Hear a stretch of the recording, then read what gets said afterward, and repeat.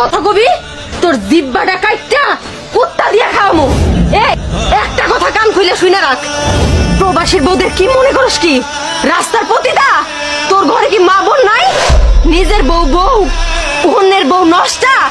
নিজের বোনের বোন মনে করস, অন্যের বোনের বোন ভাবস না। শুনে রাখ, প্রবাসীর বউরা হইছে দুনিয়ার সবচেয়ে কষ্টের বউ। প্রবাসীর বউদের জীবন হইছে সবচেয়ে একাকিত্বের জীবন।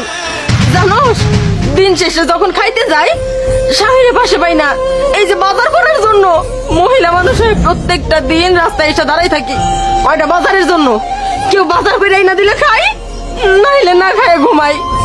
যখন দুপুরবেলা খাইতে যাই কেউ আমার কয় না ভাত দাও পানি দাও, স্বামী তো নাই কইব কি? দিন শেষে রাইতে যখন বিছানায় ঘুমাইতে যাই এই মাথাটা রাখার জন্য স্বামী শক্ত মস্ত বাহুটা পাই না, একা একাই ঘুমাই। আর তোদের মতো কিছু নষ্ট পুরুষরা এই প্রবাসী বউদের খারাপ বানায়। তোরা কোথায় আমাদের সাহায্য করবি সেইখানে কিনা তোরাই দুর্বলতার সুযোগ নিয়ে হাত ধইরা টানাটানি করস। আর যদি আমার জায়গায় তোর বোন হইতো প্রবাসীর বউ, তুই কি পারতি তোর বোনের সেই হাত ধইরা রুমে নিয়ে যাইতে? পারতি? পারতি না। ভুইলা যাস কেন? আমাদের মতো প্রবাসীর স্বামীদের টাকায় এই দেশটা চলে। ভাবি ভাবি আমার ভুল হয়ে গেছে, আমার মাফ করে দেন। আমি বুঝতে পারিনি, আমি চরম ভুল করে ফেলাচ্ছিলাম।